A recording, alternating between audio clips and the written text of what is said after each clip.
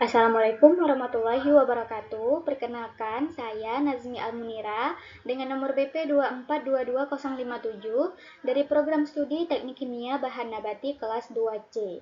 Yang terhormat kepada Ibu Insinyur Rita Youfa MT dan juga Ibu Yona Oktavia MT selaku dosen pengampu mata kuliah Kineteka Reaksi Proses Pangan. Pada kesempatan kali ini, saya akan memaparkan materi mengenai katalis, di mana katalis ini banyak digunakan dalam industri untuk membantu mempercepat proses laju reaksi. Baik, langsung saja kita masuk kepada definisi dari katalis. Nah, katalis adalah suatu zat yang mampu meningkatkan laju reaksi kimia tanpa mengalami perubahan kimia permanen pada akhir reaksinya. Artinya, setelah reaksi selesai, katalis ini dapat digunakan kembali. Secara kineteka reaksi, katalis bekerja dengan menyediakan lintasan reaksi alternatif yang memiliki energi aktivasi lebih rendah dibandingkan reaksi tanpa adanya katalis. Energi aktivasi adalah energi minimum yang harus dimiliki oleh suatu molekul reaktan agar dapat bereaksi. Dengan adanya energi aktivasi yang lebih rendah, jumlah molekul yang memiliki energi yang cukup untuk bereaksi menjadi lebih banyak sehingga laju reaksi dapat meningkat.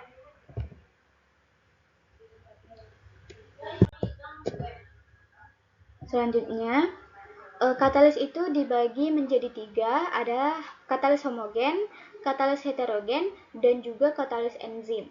Nah, ini kita bahas satu-satu.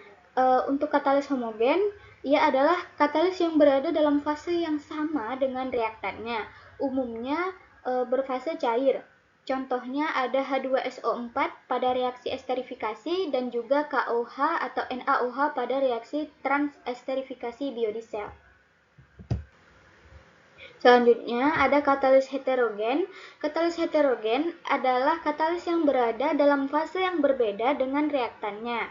Biasanya katalisnya berbentuk padat sedangkan reaktannya itu berbentuk cair atau gas. Contohnya itu Ni pada proses hidrogenasi minyak. Kemudian ada katalis enzim. Nah, katalis enzim ini adalah katalis biologis yang tersusun dari protein dan memiliki situs aktif yang spesifik. Contohnya lipase pada produksi biodiesel. Selanjutnya ada mekanisme reaksi. Nah, untuk mekanisme reaksi ini yang pertama ada pada katalis homogen, itu katalisnya larut ke dalam reaktan, kemudian akan membentuk intermediat, setelah itu akan terbentuk produk, kemudian katalisnya dilepaskan kembali. Lalu untuk katalis heterogen itu selanjutnya ada mekanisme katalis heterogen, itu ada absorpsi di mana reaktan menempel pada permukaan katalis, kemudian reaksinya itu di permukaan di mana ikatan lama terputus dan akan terbentuk ikatan baru. Setelah itu desorpsi di mana produk dilepaskan dari permukaan katalis. Selanjutnya ada katalis enzim di mana terjadi substrat berikatan dengan sisi aktif pada enzim, kemudian akan terbentuk kompleks enzim, lalu reaksinya akan berlangsung, setelah itu produk dilepaskan dan enzim kembali bebas.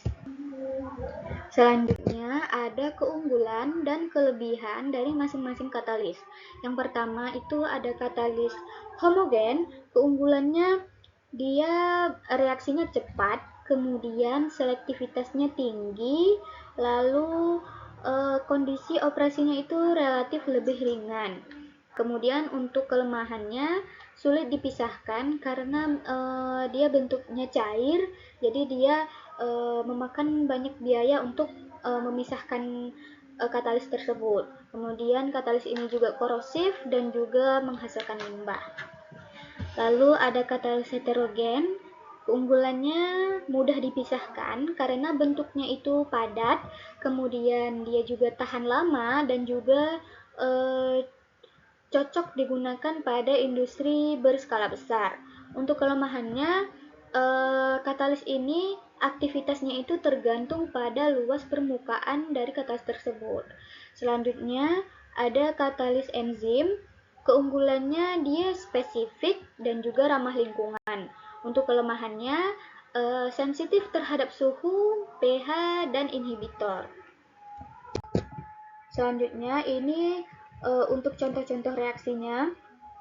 Ada reaksi transesterifikasi minyak sawit ditambahkan KOH menghasilkan biodiesel. Ini contoh reaksi yang menggunakan katalis jenis homogen. Kemudian ada reaksi hidrogenasi minyak nabati ditambahkan Ni menghasilkan margarin. Lalu ada produksi biodiesel enzimatik menggunakan lipase dan juga fermentasi biomasa menjadi bioetanol. Ini menggunakan enzim selulase. Selanjutnya, kenapa sih katalis dapat mempercepat laju reaksi? Yang pertama, dia dapat menurunkan energi aktivasi, lalu memperbesar luas permukaan efektif, kemudian membentuk intermediat reaksi yang lebih stabil, dan juga mengaktifkan ikatan kimia reaktan. Nah, selain itu, katalis ini kan dia mempercepat laju reaksi, sehingga untuk industri-industri berskala besar, katalis ini tuh sangat penting karena dia bisa menghemat energi dan juga menghemat biaya produksi. Selanjutnya, pengertian dari support katalis dan promotor katalis. Nah, untuk support katalis ini adalah pendukung katalis untuk aktif. Fungsinya memperbesar luas permukaan dan juga meningkatkan stabilitas katalis. Lalu untuk promotor katalis adalah zat tambahan yang meningkatkan aktivitas katalis. Ini contohnya ada K2O pada katalis Fe dan juga MgO pada katalis Ne. Selanjutnya ini contoh-contoh katalis jenis katalis. Untuk katalis padat itu contohnya ada Ni, Fe, dan zeolit. Kemudian untuk katalis jenis cair itu ada H2SO4 dan juga NaOH. Lalu untuk katalis enzim ada lipase, amilase, dan juga protase. Nah, ini pengertian dari katalis mati. Katalis mati itu adalah kondisi di mana ketika katalis kehilangan aktivitas sebagian atau kehilangan aktivitas keseluruhan sehingga tidak efektif lagi dalam mempercepat laju reaksi. Nah, di sini ada regenerasi katalis. Regenerasi katalis ini adalah upaya kita untuk memulihkan aktivitas dari katalis yang telah menurun. Metodenya ini ada pembakaran, pencucian dengan pelarut, kemudian ada perlakuan panas. Selanjutnya ini penyebab dari katalis mati. Di sini ada 4. Yang pertama itu ada fouling. Nah, fouling ini terjadi akibat adanya penumpukan kotoran, deposit karbon, atau zat pengotor lain di permukaan katalis, sehingga menutupi situs aktif dan juga menghambat reaksi. Kemudian yang kedua ada poisoning. Ini adalah poisoning ini disebabkan oleh adanya zat tertentu, contohnya adanya sulfur, logam berat, dan juga senyawa beracun yang berikatan kuat dengan situs aktif katalis sehingga dapat menurunkan atau menghentikan aktivitas dari katalis tersebut. Kemudian yang ketiga ada sintering. Sintering ini terjadi pada suhu tinggi ketika partikel katalis saling bergabung dan membesar, menyebabkan luas permukaan katalis berkurang dan aktivitas katalis menurun. Kemudian yang terakhir, adanya kerusakan struktur kristal. Nah, kerusakan ini terjadi akibat adanya suhu ekstrim, tekanan tinggi, atau reaksi kimia tertentu yang dapat mengubah susunan kristal katalis sehingga sifat aktif katalis dapat berkurang atau hilang.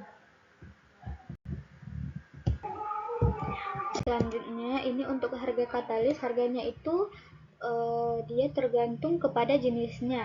Ini contoh yang saya ambil, saya lihat di Shopee. Untuk harganya itu dia tergantung jenisnya karena dia berbeda-beda. Kemudian ada sifat dan faktor aktivitas katalis. Untuk sifatnya ada luas permukaan, di mana semakin besar luas permukaan katalis, semakin banyak sisi aktif yang tersedia sehingga laju reaksinya dapat meningkat. Kemudian ada stabilitas, di mana katalis harus tahan terhadap suhu, tekanan, dan lingkungan reaksi agar tidak mudah rusak atau kehilangan aktivitasnya. Kemudian ada selektivitas, yaitu kemampuan katalis untuk mengarahkan reaksi untuk menghasilkan produk yang diinginkan dan meminimalkan produk pengaruh aktivitas katalis.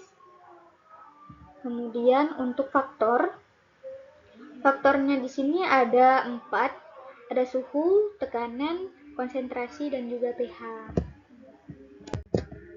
Lanjut, di sini ada aplikasi penggunaan katalis pada industri. Untuk industri oleokimia itu ada proses hidrogenasi, kemudian ada proses esterifikasi, lalu untuk industri bioenergi itu ada proses biodiesel dan juga proses bioetanol. Untuk industri biogas itu ada reaksi metanogenasi. Selanjutnya ada kinerja katalis. Di sini ada 4, ada converse, selektivitas, yield, dan juga umur pakai. Ini kita bahas satu-satu. Yang pertama itu ada converse. Converse ini menunjukkan persentase reaktan yang berhasil diubah menjadi produk. Semakin tinggi converse, semakin efektif katalis dalam mempercepat laju reaksinya. Kemudian untuk selektivitas menyatakan kemampuan katalis untuk menghasilkan produk yang diinginkan dibandingkan produk samping. Kemudian ada yield, ini menunjukkan jumlah produk yang dihasilkan terhadap jumlah reaksi awal. Lalu ada umur pakai ini menunjukkan lama waktu katalis dapat digunakan secara efektif sebelum aktivitasnya menurun. Lalu selanjutnya ini ada parameter pengujian katalis, ada aktivitas, stabilitas, luas permukaan, dan juga selektivitas. Nah, untuk aktivitas itu menunjukkan kemampuan katalis dalam mempercepat laju reaksinya.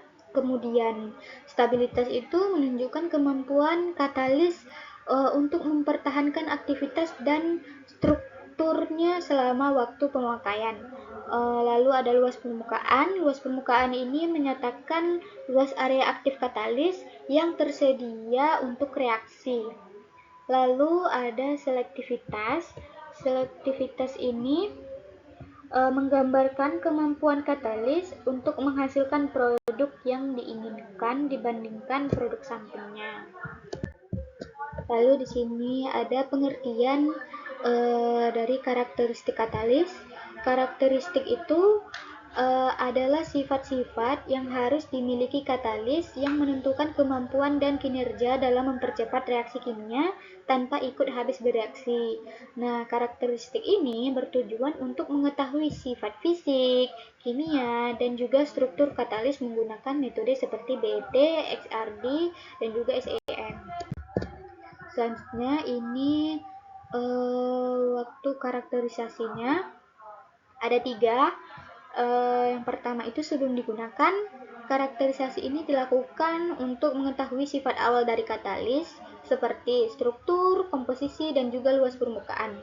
Lalu setelah reaksi, karakterisasi ini bertujuan untuk mengevaluasi perubahan sifat katalis akibat proses reaksi. Lalu setelah itu ada proses setelah regenerasi. Nah, karakterisasi ini dilakukan untuk menilai keberhasilan proses regenerasi yang dilakukan. Lalu di sini ada perbandingan sebelum dan sesudah digunakan. Nah, untuk ini di sini ada 3, yaitu ada penurunan luas permukaan, di mana setelah digunakan luas permukaan katalis ini cenderung menurun akibat tertutup pori-pori oleh produk samping atau perubahan struktur katalis selama reaksi. Kemudian ada penurunan cake. Selama reaksi akan terbentuk endapan karbon yang menempel pada permukaan katalis sehingga menutupi situs aktif dan menghambat kontak antara reaktan dan juga katalis.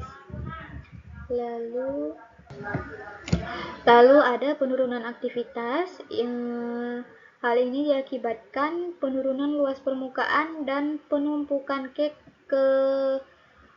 kemampuan katalis dalam mempercepat reaksi menurun dibandingkan kondisi awal sebelum digunakan. Selanjutnya ada faktor yang mempengaruhi kinerja katalis. Nah, di sini tuh ada beberapa ya. Untuk katalis padat, dia ada temperatur, cooling, dan ukuran partikel. Untuk katalis cair itu ada konsentrasi dan juga pencampuran. Untuk katalis enzim itu ada suhu, pH, dan inhibitor. Baik, kita bahas satu-satu. Di sini untuk katalis padat itu temperatur. Nah, temperatur di sini mempengaruhi laju reaksi, di mana suhu yang terlalu tinggi dapat menurunkan stabilitas dari katalis. Kemudian ada fouling. Fouling ini penumpukan zat pengotor pada permukaan katalis yang dapat menutupi situs aktif dari katalis tersebut. Kemudian ada ukuran partikel. Ukuran partikel ini jika partikelnya itu kecil, memberi luas permukaan yang lebih besar. Namun, jika ukuran partikelnya itu terlalu kecil, dia dapat menghambat laju alirannya. Kemudian untuk katalis cair itu konsentrasi. Konsentrasi ini pada reaktan, konsentrasi reaktan yang lebih tinggi umumnya dapat meningkatkan laju reaksi. Kemudian ada pencampuran. Pencampuran yang baik dapat memperbaiki kontak antara reaktan dan juga katalis.